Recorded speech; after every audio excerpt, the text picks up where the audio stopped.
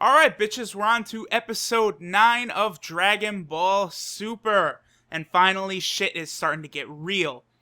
This episode is called Sorry About the Wait, Beerus. Finally, Super Saiyan God is born.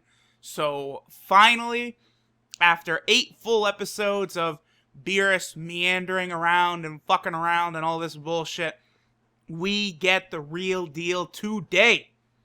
So, the episode opens up with Goten and Trunks. They've got all of the Dragon Balls together. And over on the side, Beerus and Whis are talking. And Beerus mentions that the Dragon Balls look like the wishing jewels. And that he remembers them to be larger.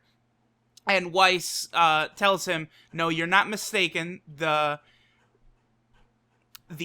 wishing jewels, the Namekian ones, were in fact larger. Now this is interesting because it goes back to what happened last episode when Beerus was fighting with Gotenks, and he did not know what the Dragon Balls were called, but he does know of the wishing orbs, as he calls them. He just didn't know what their proper name of Dragon Balls was.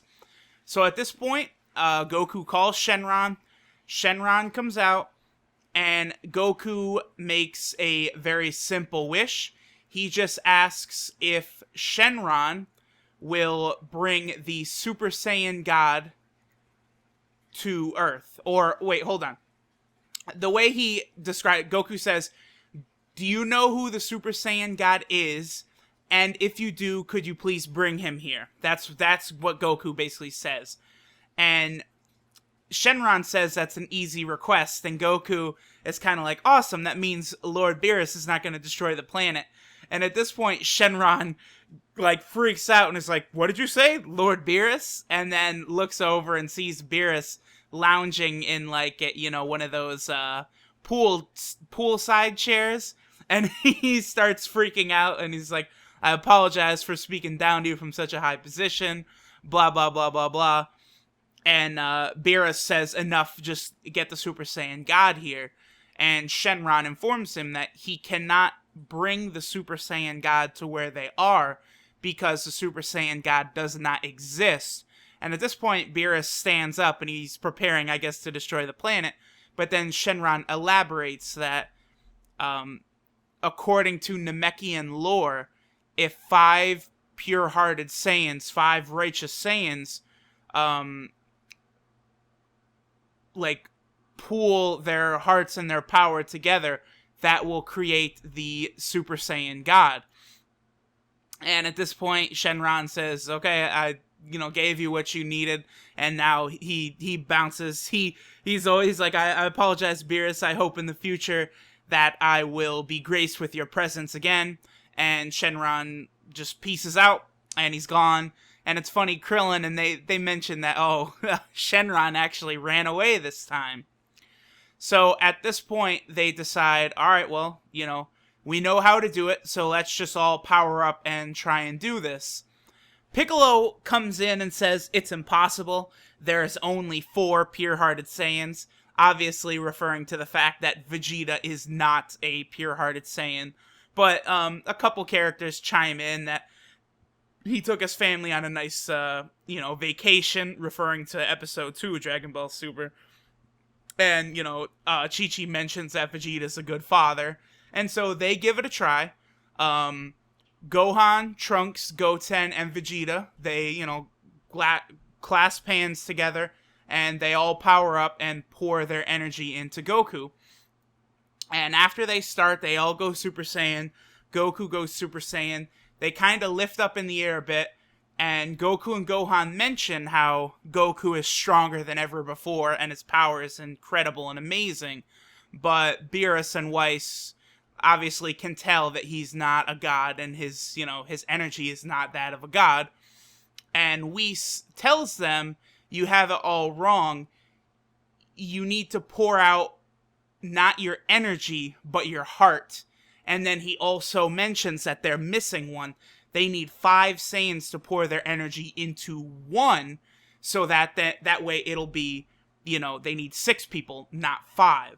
And so at this point, they're like, oh no, we're done. And at this point, Beerus floats up and is preparing to destroy the world. And Videl runs in and says, she says, would the Saiyan in my womb count? And at this point, everyone, finds out that Videl's pregnant. Gohan is real excited. Goku's excited. Krillin is like, oh, Goku, congratulations, you're going to be a grandfather.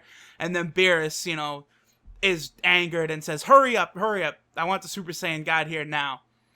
So now what they do is they do the, Super Saiyan God circle, however you want to call it, where they all clasp hands, except this time Videl is also present for it. And as it starts out, nothing happens, and Gohan tells them to pour out their hearts, not their energy. And slowly, energy starts to come from Videl's stomach. And very interestingly, her hair actually changes blonde, similar to what happens with a Super Saiyan. Her hair goes from black to blonde.